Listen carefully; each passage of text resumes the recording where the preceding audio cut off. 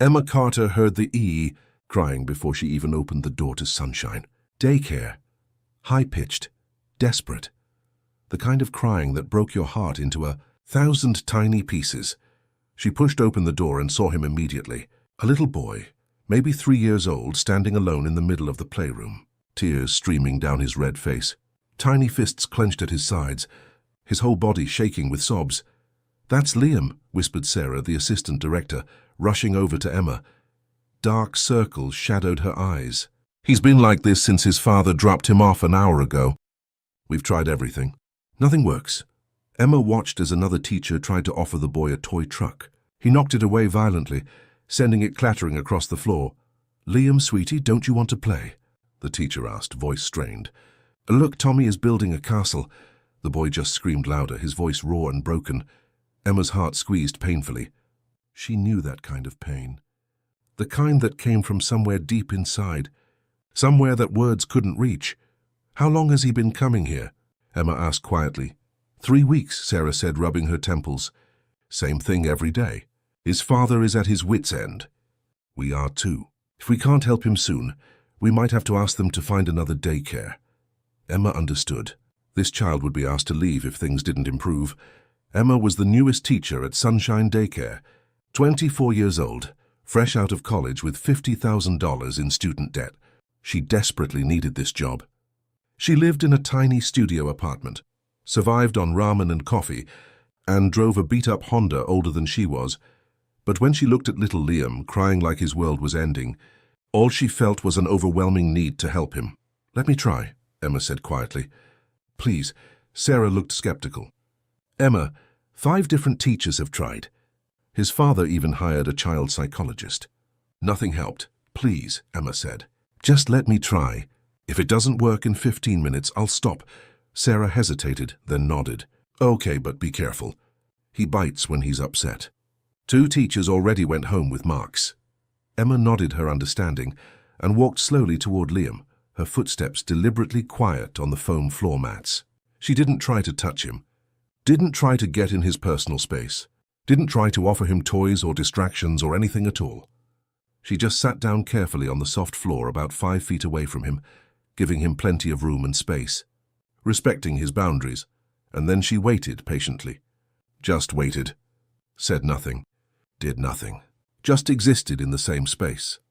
Liam kept crying, his small body still racked with sobs, but his eyes flicked over to her briefly, watching, suspicious, scared, confused, about this new person who wasn't trying to fix him or make him stop crying or tell him everything would be okay.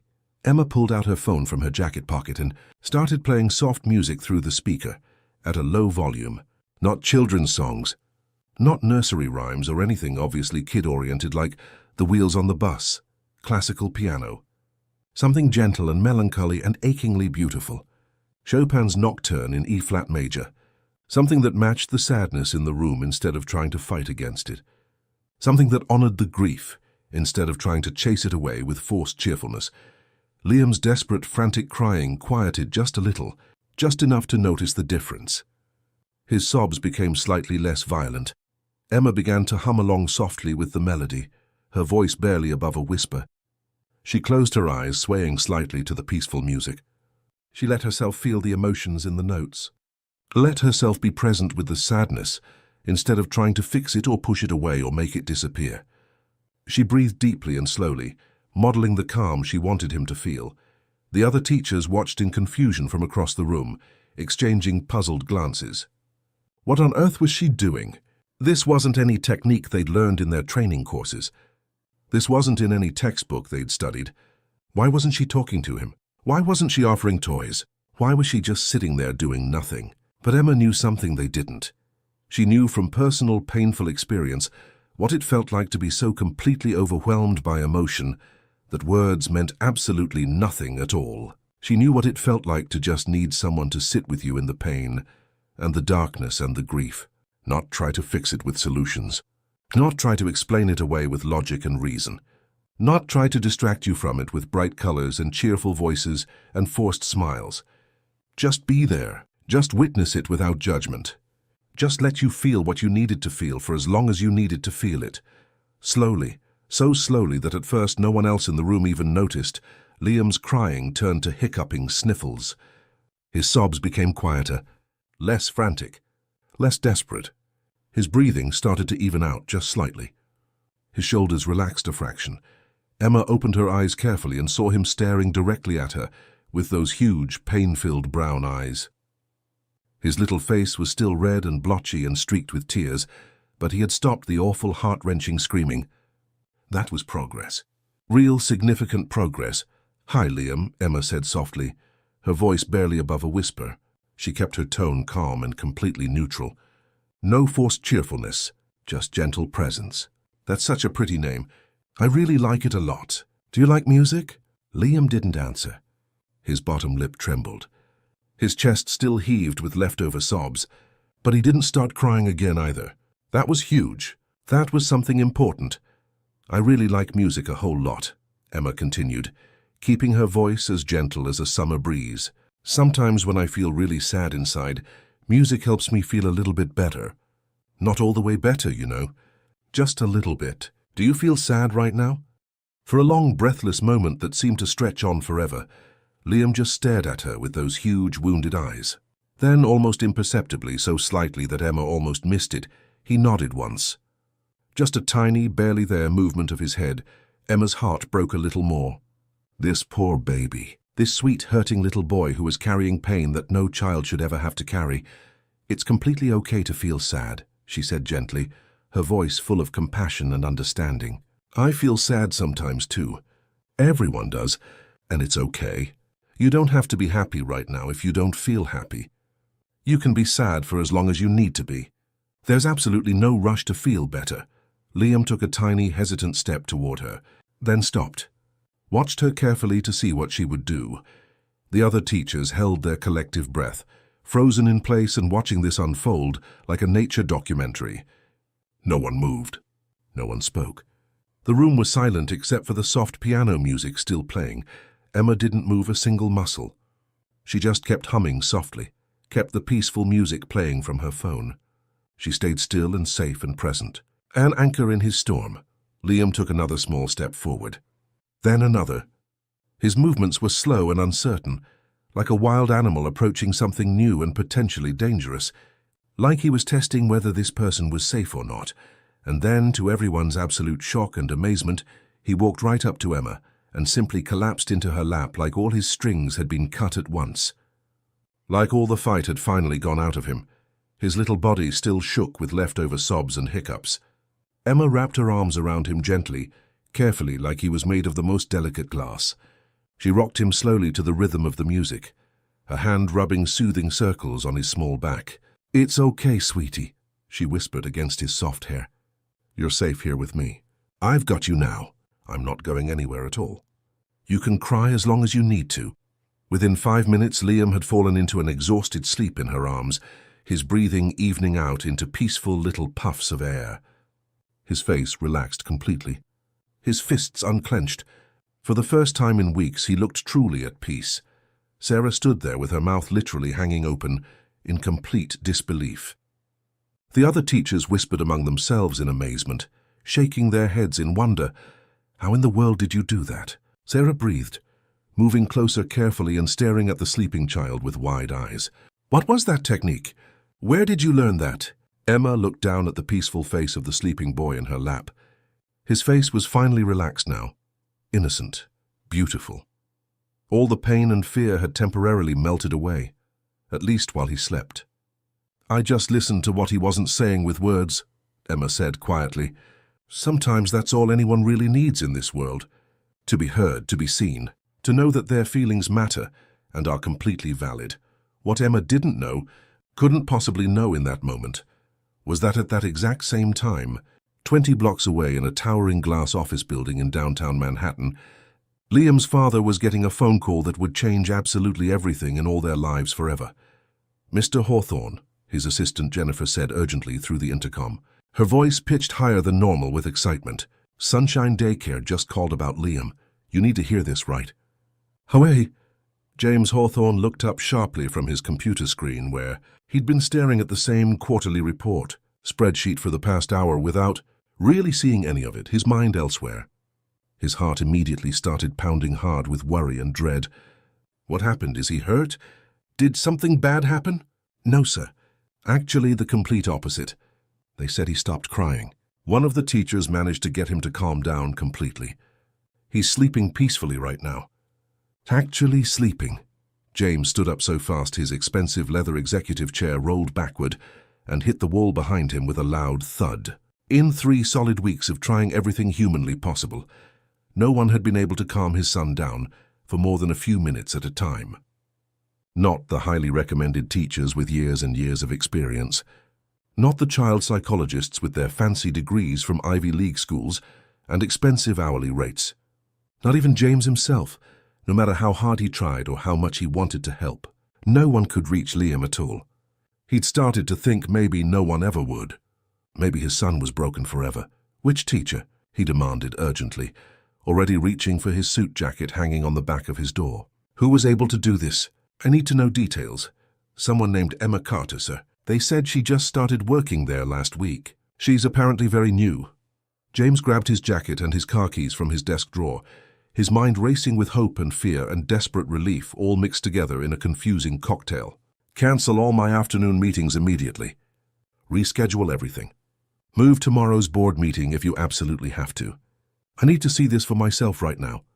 He practically ran to the elevator, his heart hammering in his chest with emotions he couldn't even name. He jabbed the down button repeatedly, even though he knew, logically, it didn't make the elevator come any faster.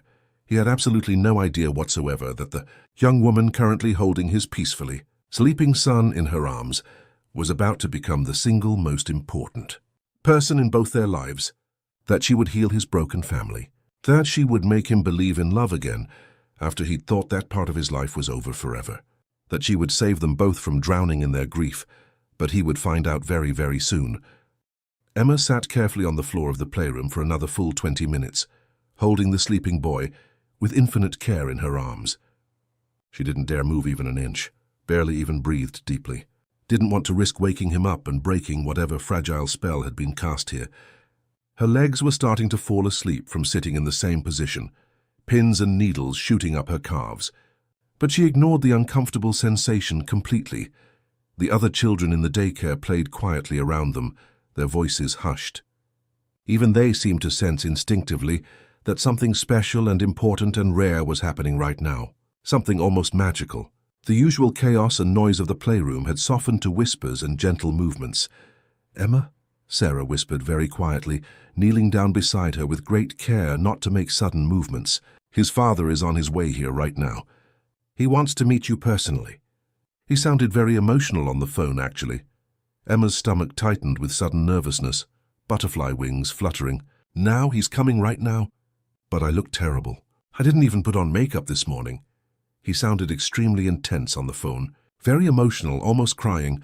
"I just wanted to warn you so you're prepared for whatever happens. He's apparently leaving some very important business meeting to come here immediately." Emma looked down at Liam's peaceful, sleeping face with such tenderness. His thumb had found its way to his mouth at some point during his sleep. A few dried tears still clung stubbornly to his long, dark lashes, like morning dew on grass. He looked like a little angel. An exhausted, grief-stricken angel who'd finally found a moment of peace. "What's his father like?" Emma asked cautiously, not entirely sure if she wanted to know the answer. She'd dealt with difficult parents before in her internships and student teaching. Demanding parents who thought their money made them special and entitled. Sarah's expression was complicated and hard to read, like she was choosing her words very carefully. "Rich, very, very rich, like billionaire rich. He owns Hawthorne Industries. You know, that massive tech company that's always in the news? It's worth billions with a capital B. He's always in an expensive suit that probably costs more than my car, always in a hurry, always on his phone taking what sound like very important calls with important people. Honestly, in the 3 weeks that Liam's been coming here, I don't think I've ever actually seen him smile even once. Not even a little bit." Emma's heart sank with disappointment. She knew the type all too well from her previous experiences. Too busy making millions and billions of dollars to really see their kids as actual human beings with needs. Too focused on the next business deal, the next acquisition. the next $1 million to notice what actually mattered in life. Children essentially raising themselves, with an endless parade of nannies and teachers and au pairs because their parents couldn't be bothered to slow down long enough to actually be parents.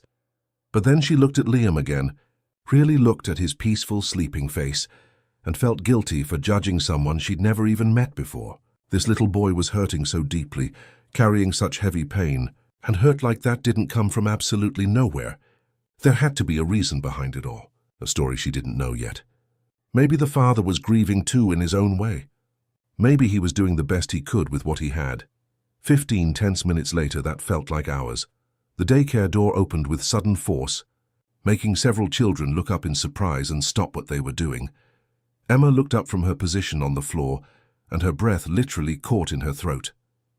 She wasn't even remotely prepared for this moment. The man who walked in with long, urgent strides was absolutely nothing like what she had expected. Nothing at all. Yes, he wore an obviously expensive suit that probably cost more than Emma made in 3 months. Maybe 4. Probably more than her entire wardrobe combined, actually. Yes, he looked exactly like he'd stepped directly out of the cover of some business magazine. GQ or Forbes or something. His dark hair was perfectly styled without a single hair out of place. His jaw was sharp and strong and masculine. He was tall, well over 6 feet easily, but his eyes, oh God, his eyes were absolutely devastated. Raw with pain and fear and desperate hope all mixed together, James Hawthorne stopped dead in his tracks when he saw his son sleeping peacefully in Emma's arms. His entire face transformed in an instant. Relief crashed over his features like a tidal wave. Disbelief, wonder, joy. Something that looked almost like physical pain. "Liam," he whispered brokenly, his voice cracking with overwhelming emotion. His hand came up to cover his mouth. He crossed the large room in 3 long, quick strides and dropped heavily to his knees beside them with absolutely no regard for his expensive suit pants that were probably designer. His hand reached out, trembling visibly, and touched his son's soft hair with infinite gentleness and reverence, like he was afraid the boy might disappear like smoke if he touched him too firmly. "He's actually sleeping," James said, his voice thick and unsteady with emotion. "He's really sleeping, peacefully. I honestly thought this day would never come. I'd started to give up hope." Emma saw tears gathering in his eyes, saw him fighting them back hard, blinking rapidly. This wasn't what she expected at all. This wasn't some cold, distant businessman who saw his child as an inconvenience or a burden. This was a father in absolute agony, a father who loved his son desperately and would do anything to help him. "Hi," she said softly, very careful not to disturb the sleeping child in her arms. "I'm Emma Carter." James looked at her for the first time then, really looked at her, meeting her eyes directly. And something indefinable passed between them in that moment. Some spark of recognition or connection that neither of them could quite name.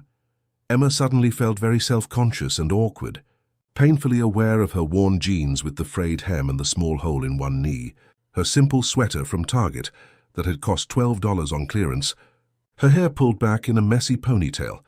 Because she'd been running late this morning and didn't have time to do anything fancy. She probably had graham cracker crumbs somewhere on her clothes from breakfast. She definitely wasn't wearing any makeup at all. Her face was completely bare, but James didn't seem to notice any of that. Or if he did notice, he didn't care even slightly. He was looking at her like she was the most important person in the entire world. "How did you do this?" he asked intently, his voice full of wonder and confusion and desperate need to understand. No one's been able to calm him down in 3 solid weeks. Not anyone. Not the experienced teachers here. Not the specialists we hired, not me. "How did you do it when everyone else failed?" "I just sat with him," Emma said simply, like it was the most obvious thing in the world. Let him feel what he needed to feel without trying to change it or fix it or make it go away. That's it? That's all you did? Sometimes that's everything, Emma said softly, looking down at Liam's peaceful face with such tenderness. Sometimes people don't need solutions or fixes or advice. They just need someone to witness their pain without judgment, to tell them it's okay to not be okay, to sit with them in the darkness. James stared at her like she'd just solved an impossible mathematical equation that had stumped scientists for centuries, like she'd performed an actual honest-to-God miracle right in front of him, like she'd given him back something precious he thought he'd lost forever. I've tried absolutely everything, he said quietly, his voice breaking with emotion. Multiple child psychologists with all kinds of credentials and publications. Behavioral specialists with different approaches and philosophies and techniques. Different daycares with different methodologies. New bedtime routines. New toys that were supposed to be therapeutic. New books about grief. New everything. Nothing worked at all. Nothing even came close to working. He just cries and cries and cries, and I don't know how to help him, and I feel like I'm failing him as a father, and... His voice broke completely. He looked away sharply, his jaw clenched tight as he fought desperately for control. His hands were actually shaking. Emma's heart twisted painfully in her chest. Whatever was happening here, it was so much bigger than just a kid having trouble adjusting to daycare. This was serious trauma, deep unprocessed trauma that needed real healing. Mr. Hawthorne, she said gently, carefully, using her softest voice. Can I ask you something personal? You don't have to answer if you don't want to. James, he said immediately, looking back at her with those devastating eyes. Please call me James, I'm not that formal, really. James, when did this start exactly? The crying and the withdrawal and everything? James's face went deathly pale. All the color drained from his features in an instant. For a long moment, Emma thought he wouldn't answer at all. Thought she'd crossed a line and he'd shut down completely or get angry. 6 months ago, he finally said, his voice mechanical and flat, emotionless in a way that meant he was barely holding himself together. When his mother died, the words hung in the air between them like a bomb blast. Like the world had stopped spinning on its axis, Emma felt tears spring immediately to her own eyes, hot and stinging. Oh my God, James, I'm so sorry. I had no idea at all. No one told me anything about that. Car accident, James continued, still in that flat, emotionless voice that was somehow worse than crying would have been. 1 minute she was there, alive and healthy and laughing at something. The next minute she was just gone. Just completely gone. Liam was in the car too. He was strapped in his car seat in the back. He saw absolutely everything happen. Every horrible second. The crash. The blood. The emergency responders trying to save her. The ambulance. All of it. Emma couldn't help it. Her arms tightened protectively around the sleeping boy, pulling him closer to her chest. Tears were running freely down her face now. He hasn't been the same since that day, James said, and now the emotion was bleeding through the cracks in his armor. He barely talks anymore at all. Before the accident, he was so incredibly chatty, always telling these elaborate stories and asking a million questions about everything. Now he barely says 5 words a day if we're lucky. He cries constantly for hours and hours. He won't let anyone comfort him or touch him or help him in any way. He pushes everyone away violently. I've been so worried about him every single day, every single minute. I thought maybe I was failing him as a father. Thought maybe he needed someone else to take care of him. Someone better than me. Someone who actually knew what they were doing. Someone who wasn't broken too. Don't say that, Emma said firmly with real conviction. Please don't say that about yourself. He needs you more than anything. His father. The person who loves him most in the entire world. But he also needs time to grieve properly at his own pace. And maybe he needs someone who understands that grief doesn't have a timeline or a schedule. That healing isn't linear or predictable. That it's okay to not be okay for as long as you need. James looked at her intently, studying her face like he was trying to memorize every detail. You sound like you know something real about that from personal experience. This isn't just textbook knowledge or theory. Emma hesitated, old wounds aching like they always did when she thought about this part of her past. Then she nodded slowly. I lost my mum when I was 7 years old. Breast cancer, stage 4. It was fast and terrible, and I wasn't ready. She was diagnosed and then gone within 6 months. I remember feeling so incredibly angry that everyone around me wanted me to be okay so badly. To move on with my life, to get back to normal, to stop being sad all the time. But I wasn't okay, and I wasn't ready to move on. I didn't even know what normal was supposed to feel like anymore. Everything had changed. What helped you? James asked desperately, leaning forward. What finally made things better? Please, I'll try absolutely anything at this point. My 2nd grade teacher, Emma said softly, remembering Mrs. Robinson with her kind eyes and her infinite patience. Mrs. Robinson. She let me sit in the reading corner during lunch and recess and just be sad. She didn't try to make me play with the other kids when I didn't want to. She didn't try to cheer me up with games or jokes or bribes. She never told me it was time to be happy again, or that my mom would want me to smile. She just let me be exactly where I was emotionally. Brought me books sometimes and sat with me without talking. That's what Liam needs too. Permission to grieve without pressure. Space to feel everything he needs to feel. Time to heal at his own pace, whatever that looks like. James looked at his sleeping son with such naked love and pain that Emma had to look away from the intimacy of it. It felt like intruding on something deeply private and sacred. Then he looked back at Emma with sudden intensity that made her heart skip a beat. "Will you help him?" he asked urgently, his voice raw and desperate. "Please, I'm literally begging you right now. I'll pay you whatever you want. Double your salary, triple it, quadruple it, 10 times it. I don't care about money at all. It doesn't matter. Just please help my son. Please help us both." Emma blinked in surprise. "I'm already his teacher here at the daycare. I'll help him regardless of money. That's my job. That's why I became a teacher in the first place." "No," James said urgently, shaking his head. "I mean more than just here during daycare hours. I mean come work for us full-time. Be his nanny, his private teacher, his caregiver, his friend. Whatever title you want to use, I don't care. Just be there for him every single day, please. You're the only person who's been able to reach him at all. The only one in 6 months. I'll pay you $200,000 a year, plus full benefits, health insurance, dental, vision, life insurance, a retirement account with matching contributions, 4 weeks paid vacation, sick days, whatever you need." Emma's jaw actually dropped open. She couldn't have heard that right. $200,000? That's crazy. That can't be real.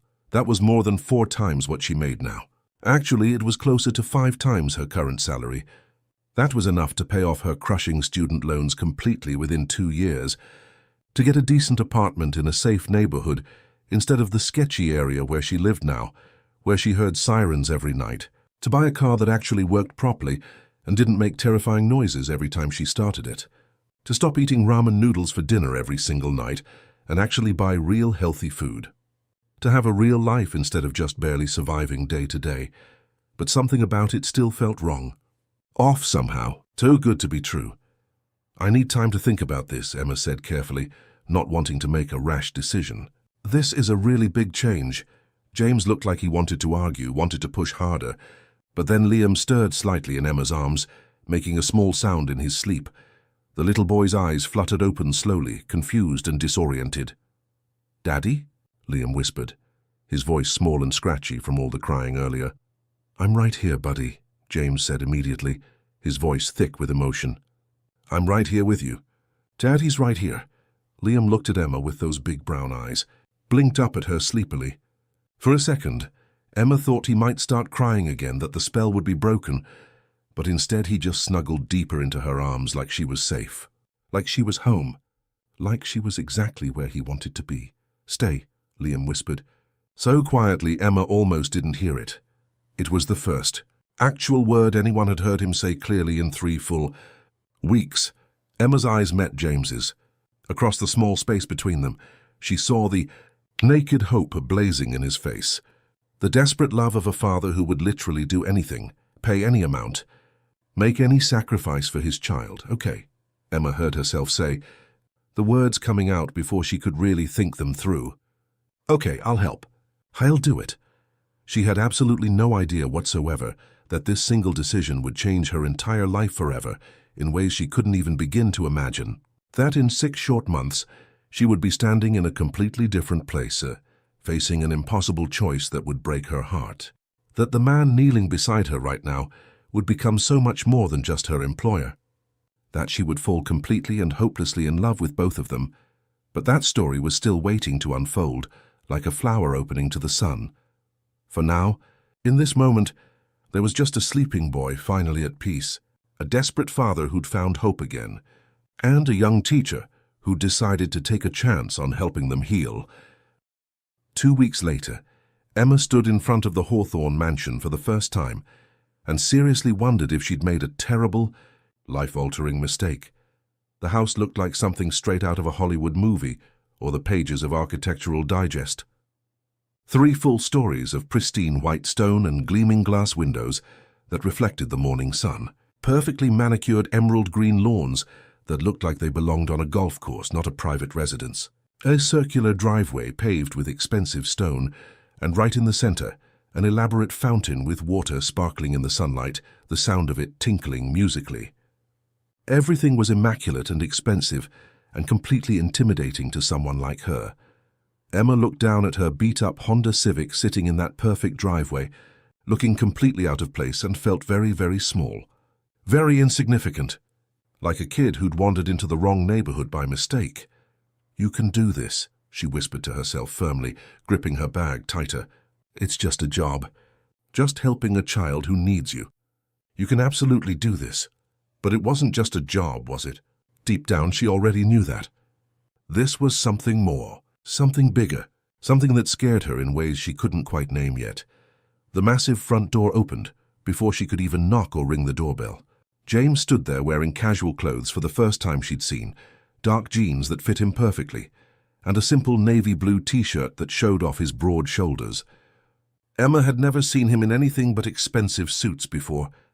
He looked younger somehow in casual clothes, more approachable, more human. Less like an untouchable billionaire CEO and more like just a regular guy. "Emma," he said, and his whole face lit up with a genuine smile that transformed his features completely. "Come in. Please, we've been waiting for you." Emma stepped through the doorway into a foyer that was literally bigger than her entire studio apartment back in her old neighborhood. Maybe twice as big, actually. Gleaming marble floors in cream and gold. An enormous crystal chandelier hanging overhead that probably cost more than a car. A sweeping double staircase that belonged in a palace or a museum. Not a house. She tried desperately not to gawk like a tourist seeing the sights for the first time. "Liam's been asking for you all morning," James said warmly as he closed the heavy door behind her. "He barely slept last night. Too excited that you were coming today. He woke up at like 5 in the morning asking when you'd be here." Emma's nervousness melted just a little at that sweet image. "Where is he now?" "Playroom upstairs." "Come on, I'll take you up." James led her through the massive house. Emma tried not to stare at absolutely everything. The enormous living room with furniture that probably cost more than her car and her entire apartment combined. The state-of-the-art kitchen with professional-grade appliances that she couldn't even identify the purpose of. The walls covered in what looked like actual original artwork. Not prints, but real paintings in expensive frames. Then they reached the playroom and Emma forgot about all of that completely. Liam was sitting on the floor, surrounded by more toys than any single child could ever need or play with. Blocks and trucks and stuffed animals and books. When he saw Emma standing in the doorway, his entire little face lit up like sunshine breaking through dark clouds. "Emma!" he shouted happily, his voice bright with joy. He scrambled to his feet and ran full speed toward her like she was the best thing he'd ever seen. Emma dropped to her knees just in time to catch him in a tight hug, wrapping her arms around his small body. "Hi, sweetie. Did you miss me?" Liam nodded vigorously against her shoulder, his little arms squeezing her with surprising strength. James stood in the doorway watching them with an expression Emma couldn't quite read or interpret. Relief, definitely. Gratitude, but something else too. Something deeper and more complicated that made her heart skip an uncomfortable beat. "I'll let you two get settled in," James said after a moment. "I have some work calls to make in my office downstairs. Emma, if you need absolutely anything at all, just ask Mrs. Patterson. She's the housekeeper. She knows where everything is and she'll help you with whatever you need." He left quietly, and Emma spent the next 3 wonderful hours playing with Liam. They built elaborate towers with colorful blocks and knocked them down laughing. Read picture books with silly voices for all the characters. Did puzzles together, painted with their fingers, making a complete mess. And for the first time since his mother died, Liam laughed out loud. Actually laughed. A bright, joyful, beautiful sound that echoed through the enormous house like the best music Emma had ever heard. Emma heard footsteps and looked up to see James standing in the doorway again. He had tears running down his face, not even trying to hide them or wipe them away. "I haven't heard him laugh in 6 months, James whispered brokenly. "Not once. Not a single time. I'd almost forgotten what it sounded like." Emma felt her own eyes water with emotion. "He's going to be okay," she said with certainty. "It'll take time. There will still be hard days. But he's going to be okay, James, I promise you that. James nodded, wiping his eyes quickly with the back of his hand. Thank you. You have absolutely no idea what this means to us, what you're doing for him, for me. Over the next few weeks, Emma fell into a comfortable routine. She arrived at the mansion at 8 o'clock every morning, spent the entire day with Liam, helped him process his complicated feelings through play and art and music and patience. And slowly, bit by bit, Liam started to heal, started to come back to himself. He still had bad days, days where he cried for his mama and couldn't say why, days where nothing felt right. But Emma sat with him through absolutely all of it. Never tried to rush him through his feelings, never made him feel wrong or broken for grieving, and James watched it all happening with something like wonder in his eyes. Emma tried desperately not to notice how her heart raced whenever James smiled at her. Tried not to think about how his laugh made her stomach flip. Tried not to imagine what it would be like if he looked at her as more than just his son's nanny. As something more, because that was dangerous territory, forbidden. He was her employer. He was a billionaire. She was barely scraping by. He lived in a literal mansion. She lived in a studio apartment. He wore $1,000 suits to work. She shopped at thrift stores. They came from completely different worlds. But sometimes, late at night when she couldn't sleep, when she caught him watching her with Liam with that look in his eyes, she wondered if maybe different worlds could collide, could merge, could create something new. One evening, about 6 weeks after she started, James asked Emma to stay for dinner. Mrs. Patterson made way too much food as usual, he said with a sheepish smile. And honestly, Liam will absolutely cry if you leave right now. He always does when you go home for the day. Emma hesitated, biting her lip. I don't want to intrude on your family time. You should have evenings alone with him. You're not intruding, James said quietly, something intense in his voice. You're part of this family now, Emma. Please stay. So Emma stayed. Dinner was incredibly awkward at first. Emma didn't know which fancy fork to use for what course. Didn't know how to make small talk with a billionaire about his day. Felt completely out of her depth. But then Liam accidentally spilled his entire glass of juice all over himself and the table and started giggling hysterically at the mess. And suddenly everything felt normal, human, real. So, James said after Mrs. Patterson had cleaned up Liam and taken him upstairs to get ready for bed. Tell me about you. I just realized I know almost nothing about Emma Carter, beyond the fact that you're amazing with my son. Emma took a nervous sip of wine, trying to calm her racing heart. There's really not much to tell. I'm from a small town in Ohio. Came to New York for college on scholarships. Graduated with a lot of debt and big dreams of helping kids. That's about it. Pretty boring life. What about family? Emma's smile faltered and faded. Just me. My dad left when I was still a baby. My mom died when I was 7. I grew up in foster care after that. Bounced around between different families until I aged out of the system at 18. James's expression shifted dramatically, softened, filled with compassion. Emma, I'm so sorry. I didn't know any of that. It's okay, Emma said, but her voice was tight and small. It was a long time ago.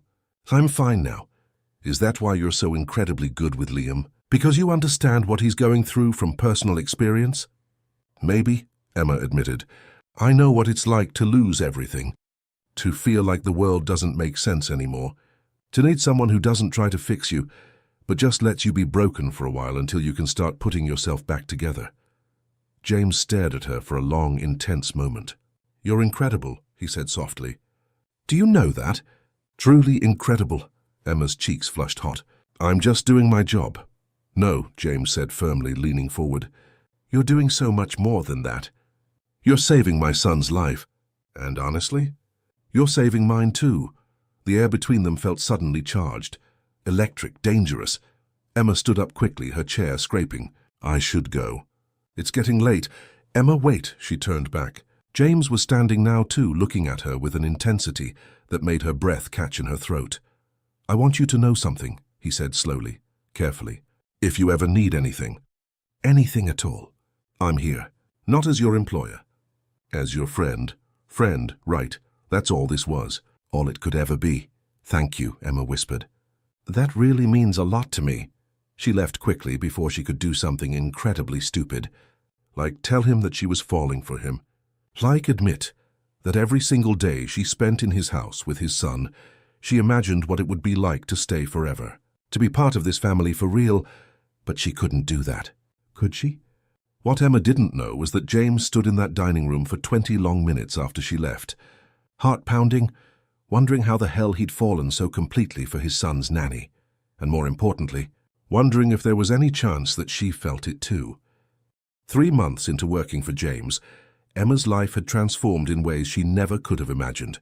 She'd paid off more than half her student loans, moved into a nice one-bedroom apartment in a safe neighborhood, bought a car that actually worked properly and didn't make terrifying noises. But the biggest change wasn't financial at all. The biggest change was how much she loved Liam, how much she looked forward to seeing him every morning, how her heart broke when he had nightmares and called for his mama, how she held him through the tears, and how much she'd fallen for his father. It happened slowly at first, then all at once.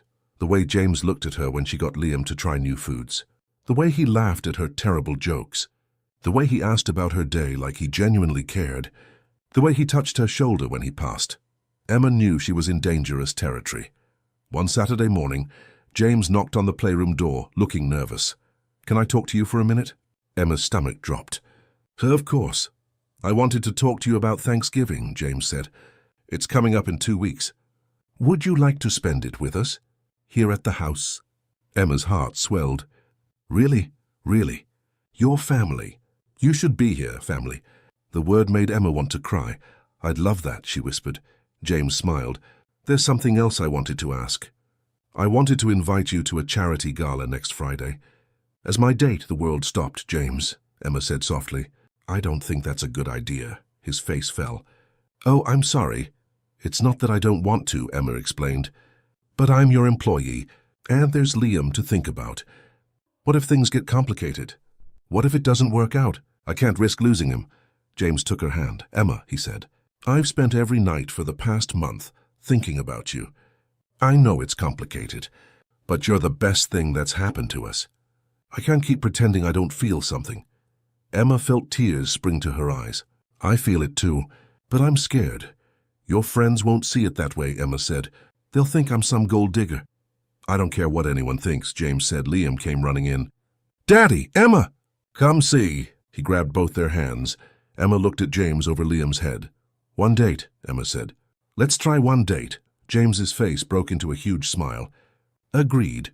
What neither of them knew was that someone was already making plans to destroy their happiness. James's late wife had a sister, Victoria, and Victoria had never liked how quickly James seemed to move on. She'd hired a private investigator to look into Emma's past, and what she found was about to tear everything apart. But for now, Emma let herself believe that maybe fairy tales could come true. The charity gala was everything Emma feared and more. The ballroom glittered with crystal chandeliers and gold accents. Women wore expensive designer gowns. Men in tuxedos discussed business deals over champagne. Emma looked down at her simple black dress that she'd spent hours shopping for and felt small. "You look beautiful," James whispered. But as they made their way through the crowd, Emma felt eyes on her. Heard whispers. "Who is she?" "That's not his wife. I heard she's the nanny." "How long has it been?" 6 months. "That's disgraceful." Emma's cheeks burned. "Ignore them," James murmured. But they did matter, because these were James's peers, his business partners, his world. Halfway through dinner, a woman approached their table. "Beautiful in a cold, sharp way, James," she said. "So good to see you." James's jaw tightened. "Victoria, Victoria. James's late wife's sister. And you must be the nanny I've heard so much about," Victoria said, the word dripping with contempt. "I'm Emma Carter," Emma said, extending her hand. Victoria looked at it like it was a dead fish. "I'm sure you are." She turned to James. "We need to talk. About Liam. About what's best for him."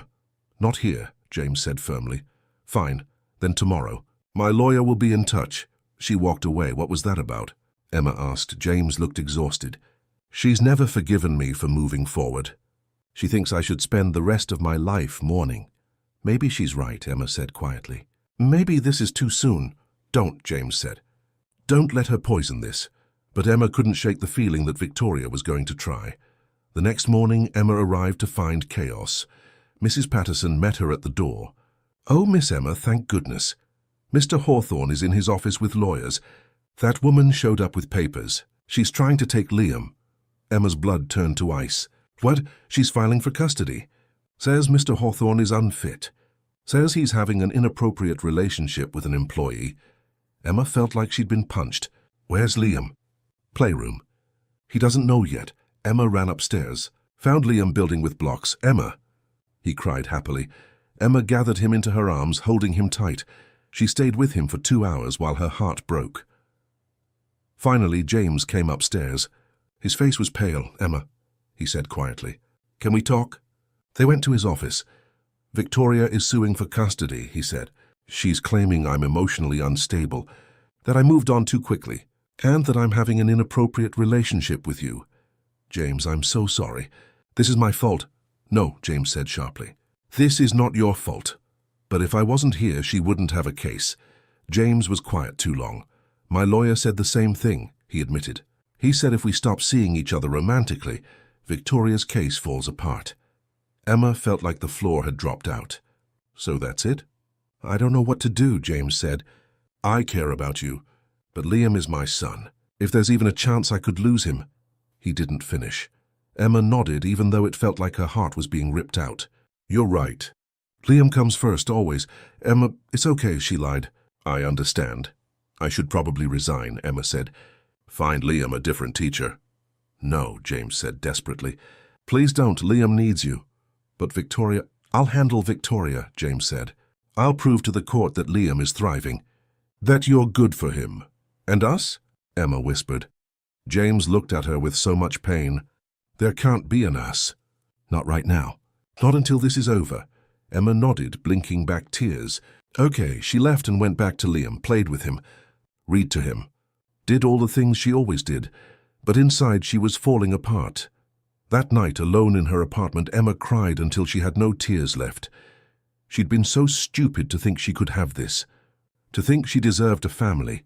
But what Emma didn't know was that James was sitting in his darkened office, making a decision. He wasn't going to let Victoria win. He wasn't going to lose Emma. It was time to fight back. The custody hearing was scheduled for 3 weeks later. Emma and James barely spoke during that time. They were professional, cordial, but the warmth was gone, locked away. Liam sensed something was wrong. He got clingy, started crying at bedtime, asked why Emma and Daddy didn't smile at each other anymore. Emma's heart broke more each day. Victoria's lawyers were ruthless.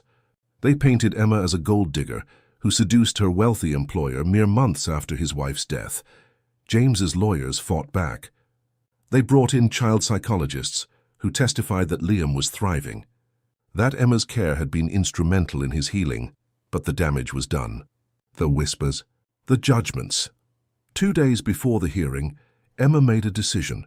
She went to James's office and found him surrounded by legal documents. "James," she said, "I'm going to resign." Effective immediately. James stood so fast his chair rolled backward. "What?" "No, Emma, we talked about this.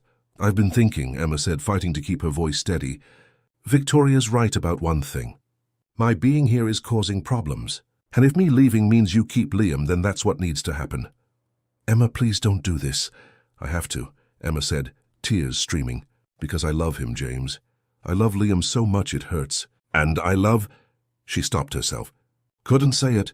If you love him, then you'll stay," James said desperately. "You'll fight with me. You'll show that court that what we have is good." "I can't," Emma whispered. "I won't be the reason you lose your son." She turned to leave, but James caught her arm. "Wait," he said. "There's something I need to tell you. About my wife." "About the accident." Emma turned back. "What?" James took a shaky breath. "It wasn't just an accident." Sarah was leaving me, had packed up Liam, was driving to Victoria's house. She was going to file for divorce. "Take Liam and half my fortune." Emma stared at him, shocked. "What?" "But everyone said what I let them say," James continued. "That we were happy. That her death was a tragedy that destroyed a perfect family. But the truth is, we weren't happy. We hadn't been for years. She married me for money. I married her because I was young and stupid. James, she was on the phone with her lawyer when the accident happened," James said, voice breaking. arguing about custody arrangements. She ran a red light. The other driver hit her side of the car. She died instantly. Liam survived with just bruises. But he saw it all. Emma's hand flew to her mouth. "Oh my God. I've carried that guilt for 6 months," James continued, wondering if the stress of our failing marriage caused the accident, wondering if I could have done something different. But then you came into our lives, and for the first time I didn't feel guilty. I felt hope. He stepped closer. You showed me what real love looks like. Not the complicated, painful thing I had with Sarah, but something simple, pure, true, and I'll be damned if I let Victoria or anyone else take that away. But the hearing... I'm going to tell the truth, James said. All of it. About my marriage. About why Liam was struggling. About how you saved us both. Let them judge me. But I won't lie anymore, and I won't hide what I feel for you.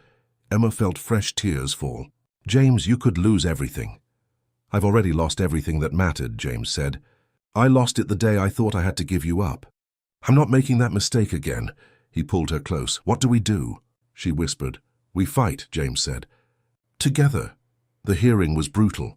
Victoria's lawyers showed pictures from the gala, making Emma look like she was parading around as the new Mrs. Hawthorne before Sarah's grave was even cold. They brought in witnesses who testified to seeing James and Emma holding hands, looking at each other inappropriately. But then James's lawyers started their defense. They called Emma to the stand.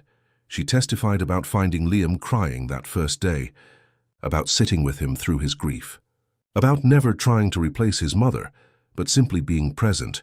She cried openly when she talked about how much she loved Liam, how she'd give up anything, including James, if it meant Liam would be okay. Then they called Liam's child psychologist, Dr. Martinez. In my professional opinion, Dr. Martinez testified, Emma Carter has been instrumental in Liam's recovery. When I first evaluated him 3 months ago, he was displaying severe symptoms of trauma and depression. Now he's a thriving, happy child. Removing Ms. Carter from his life at this point would be devastating. But what about the romantic relationship? Victoria's lawyer demanded. Actually, Dr. Martinez said calmly, children benefit from seeing healthy adult relationships. Liam has been exposed to love, respect, and appropriate affection. That's not harmful. That's healing. Finally, they called James. He sat in that witness chair and told the whole truth. About his failing marriage. About Sarah's infidelity and plan to leave. About the divorce papers she'd been carrying when she died. The courtroom gasped. Victoria went white. I'm not proud of how my marriage ended, James said, but I won't lie about it anymore. My son deserves better than to grow up thinking his parents had some perfect love story. He deserves to see what real love looks like, and he sees that every day with Emma. So you admit to having a romantic relationship with your employee? The judge asked. Yes, Your Honor, James said. I love Emma Carter. I love her courage and her kindness, and the way she makes my son laugh. I love that she was willing to walk away from me to protect Liam. That's not manipulation. That's sacrifice.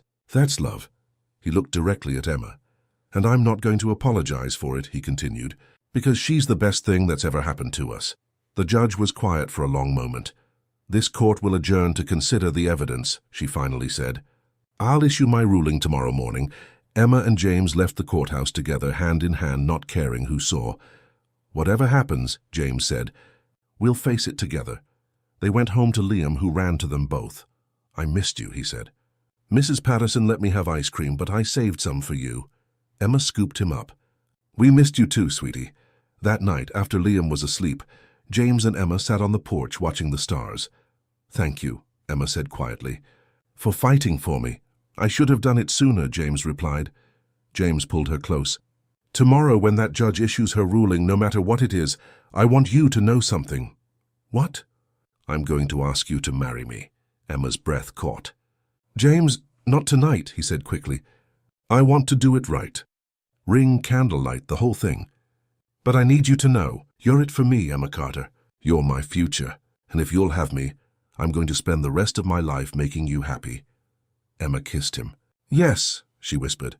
1,000 times yes. The courthouse was packed the next morning. Emma sat beside James, their hands clasped together under the table. Liam was at home with Mrs. Patterson, blissfully unaware that his entire future hung in the balance. The judge entered, and everyone stood. "Please be seated," Judge Morrison said. "This has been a complex case," she began, "one that required me to consider not just the letter of the law, but the spirit of what's best for a child." Emma squeezed James's hand tighter. "Victoria Walsh has argued that her nephew would be better served in her custody, that his father has moved on too quickly, and that the presence of Ms. Carter represents instability." Victoria sat up straighter. "However," Judge Morrison continued, "after careful consideration, I find these arguments unconvincing." Victoria's smile vanished. "The evidence shows that Liam Hawthorne was a deeply traumatized child who has made remarkable progress under Ms. Carter's care. Multiple experts testified that her presence has been beneficial, not harmful. Furthermore, Mr. Hawthorne has demonstrated a commitment to his son's well-being that I find admirable." Emma felt tears start to fall. "While I understand Ms. Walsh's concern," the judge said, "I cannot overlook the fact that her sister's marriage was troubled, that Mrs. Hawthorne herself was planning to leave, that this family was in crisis long before Miss Carter arrived." Victoria's face flushed red. "Miss Carter did not cause that crisis," Judge Morrison continued. "By all accounts, she helped resolve it. She gave a grieving child the tools to process his trauma. She asked for nothing in return. And when faced with a choice between her own happiness and that child's welfare, she chose the child." The judge looked at Emma. "That, Miss Carter, is the mark of a good mother. Whether you have the legal title or not," Emma sobbed. "Therefore," Judge Morrison said, "I am denying Ms. Walsh's petition for custody. Liam Hawthorne will remain in his father's care. Furthermore, I am recommending that Ms. Walsh attend family counseling before being granted unsupervised visitation." Victoria stood up, furious. "This is outrageous." "Ms. Walsh," the judge said sharply. "Sit down." Victoria's lawyer pulled her back. "This case is closed." The gavel came down. Emma collapsed into James's arms, crying with relief. They'd won. They'd kept their family together. Outside the courthouse, reporters swarmed them. "Mr. Hawthorne, is it true you're dating your son's nanny?" James held up a hand. "I'll make one statement." The crowd quieted. "6 months ago, my life was in pieces," James said. "My son was drowning in grief. Then Emma Carter walked into our lives and showed us what love really means." He looked at Emma. "People can judge me all they want. They can call it too soon or inappropriate. But I know the truth. Emma saved my son. She saved me too. And I'm going to spend the rest of my life being worthy of that gift." They walked away and got into James's car. When they arrived home, Liam ran out of the house. "Daddy! Emma, you're back!" James scooped him up. "We are, buddy. And we're not going anywhere." "Are we still a family?" Liam asked. "Yes," James said firmly. "We're still a family." He set Liam down and turned to Emma. Then he dropped to one knee. "Emma Carter," James said, pulling out a ring. "I know I said I'd do this right, but I realized something. The right time isn't about perfect circumstances. It's about perfect moments. And this right here, with you and Liam and our whole messy, beautiful life ahead of us, this is perfect." Emma's hands flew to her mouth. "Will you marry me?" James asked. "Will you be Liam's mom and my wife?" "Say yes, Emma," Liam shouted. "Say yes so you can stay forever." "Yes," Emma whispered. "Yes, yes, yes." James slipped the ring on and pulled her into a kiss. Liam cheered and wrapped his arms around both their legs. "We're a family," he shouted. "A real family." 6 months later, Emma stood in front of the mirror in her wedding dress. It wasn't the most expensive dress, but it was beautiful. Simple white lace. There was a knock. Liam peeked in, dressed in his tuxedo. "Emma, you look like a fairy tale." Emma laughed. "You look pretty handsome yourself. Are you nervous?" "A little," Emma admitted. "Are you?" Liam shook his head. "Nope, because I know something." "What's that?" "You and Daddy love each other. And you love me. So it's going to be perfect." Emma pulled him into a hug. "You're right. It is going to be perfect." The wedding was small. Just close friends and family in the garden. Emma walked down the aisle with Liam at her side. James stood at the altar, looking at her like she was everything. And when he said "I do," Emma believed in fairy tales again. 1 year later, Emma sat on the porch watching Liam play in the yard. James came out and sat beside her, handing her tea. "Penny for your thoughts?" he asked. Emma leaned into him. "Just thinking about how different life is now. Me neither, James said. He put his hand on her stomach. How are you feeling? Emma smiled, placing her hand over his. Good, tired, but good. They'd found out 2 weeks ago. Emma was pregnant. Liam didn't know yet. He's going to be so excited, James said. They sat in comfortable silence. Do you ever think about that first day? James asked. All the time, Emma said. I thought I was just doing my job. I had no idea I was meeting my future. I'm glad you didn't give up on us, James said softly. Liam ran up. Mom, Dad! Watch this. Mom. He'd started calling her that 3 months ago. They watched Liam show off, cheering. And Emma realized something. She'd spent her whole childhood feeling alone, but she'd been wrong. Family wasn't something you were born into. It was something you built. She'd built this, with James and Liam, and as the sun set, Emma felt peace. She was home. She was loved. She was exactly where she was meant to be. The crying little boy had found his smile. The lonely girl had found her family, and the single dad had found love again. Sometimes, the best stories start with tears and end with joy. This was one of those stories.